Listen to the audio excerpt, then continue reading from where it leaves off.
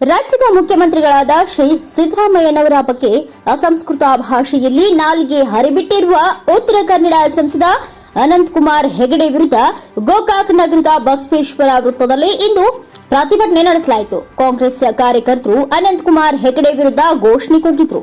ಇನ್ನು ಮುಂದೆ ಹಳೆ ಚಾಳಿ ಮುಂದುವರಿಸಿದರೆ ಬೆಳಗಾವಿ ಜಿಲ್ಲೆಗೆ ಕಾಲಿಡುವುದು ಕಠಿಣವಾಗುತ್ತದೆ ಎಂದು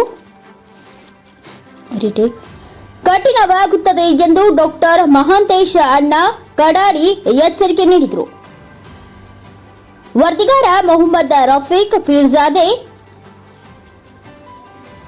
ಕೆಜಿಎನ್ ನ್ಯೂಸ್, ಬೆಳಗಾವಿ. ಮತ್ತು ಕೇಂದ್ರದಲ್ಲಿ ಮುಖ್ಯಮಂತ್ರಿ ಒಂದು ಮಂತ್ರಿ ಸ್ಥಾನವನ್ನು ಕೆಲವು ತಿಂಗಳೊಳಗೆ ಆಗಿದ್ದಾರೆ. ಮತ್ತು ಇವರು ಈ 5 ವರ್ಷಗಳಲ್ಲಿ ಎಲ್ಲಿದ್ರು? ಯಾರು ನೋಡಿರ 4 ವರ್ಷದೊಳಗೆ ಎಲ್ಲಿದ್ರು ಇವರು? ಮತ್ತೆ ಇನ್ನೊಂದು ಹೇಳ್ಬೇಕಂದ್ರ ಬೈ ಎಲೆಕ್ಷನ್ದಾಗ ಬಿಜೆಪಿಯಿಂದ ಉಸ್ತುವಾರಿ ಆಗಿದ್ರು. ಅವ್ರು ಯಾರು ನೋಡಿರೇನ ಅವ್ರನ್ನ? ಇಲ್ಲ.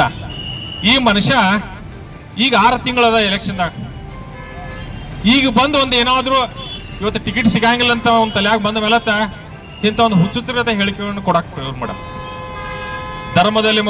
ಧರ್ಮದ ಬಗ್ಗೆ ಹೇಳಿಕೆ ಕೊಡೋದು. ಇವ್ರೇನಂದ್ರೆ ಇವನೇನೋ ಹಿಂದೂ ಧರ್ಮವನ್ನ ಕಾಂಟ್ರಾಕ್ಟ್ ತಗೊಂಡ ಅನ್ನೋಂಗ ಏನಪ್ಪಾ ತಾನೇ ಉದ್ಧಾರ ಮಾಡುವಂಗ ಅಂತ ಒಂದು ದೊಡ್ಡ ಹೇಳಿಕೆ ಕೊಡ್ತಾರ. ಆದ್ರೆ 4 ವರ್ಷ ಎಲ್ಲಿದ್ರಪ್ಪ ಅಭಿವೃದ್ಧಿ ಬಗ್ಗೆ? ಏನ್ ಅಭಿವೃದ್ಧಿ ಮಾಡಿದಾರ ಅವನು? 4 ವರ್ಷ ಸಾಧನೆ ಏನ್ ಅವ್ರದ್ದು? 4 ವರ್ಷದೊಳಗೆ ಏನಾದ್ರು ಜನರು ಬಂದಾರ? ಇವತ್ತು ನಾವು ಬೆಳಗಾವಿ ಜಿಲ್ಲೆ ಕಿತ್ತೂರು ಮತ್ತು ಖಾನಾಪುರ ಅವ್ರು ಬರ್ತದ. ಆ ಜನ ಅವ್ರ ಮನುಷ್ಯನ ಮುಖನ ನೋಡಿಲ್ಲ ಇಲ್ಲಿವರೆಗೂ.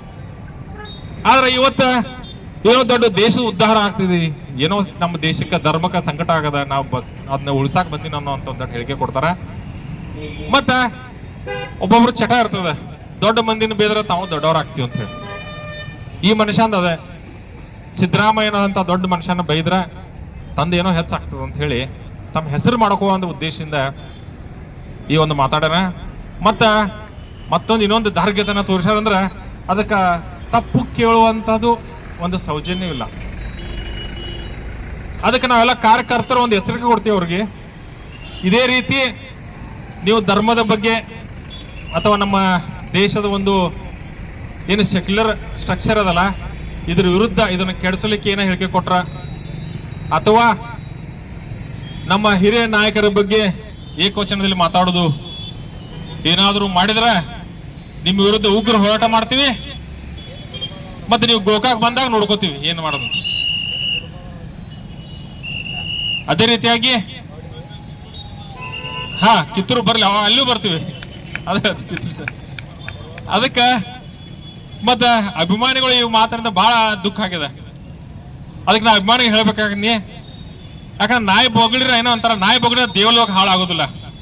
ಅದಕ್ಕೆ ಯಾರೋ ದುಃಖ ಪಡೋ ಅವಶ್ಯಕತೆ ಇಲ್ಲ. ಅವನ ಲೆವೆಲ್ ಆ ಮಂತ್ರಿ ಯಾವ ರೀತಿ ಇದಾರ ಅಂತ ಎಲ್ಲರಿಗೂ ಗೊತ್ತದ. ಮತ್ತ ಇದೇ ರೀತಿ ಮುಂದುವರೆದ್ರ ನಿಮ್ಮೂರ್ದು ಉಗ್ರ ಹೋರಾಟ ಮಾಡ್ತೀವಿ ಅಂತ ಎಚ್ಚರಿಕೆ ಕೊಟ್ಟ ನನ್ನ 2 ಮಾತುಗಳನ್ನು ಮುಗಿಸ್ತೇನೆ.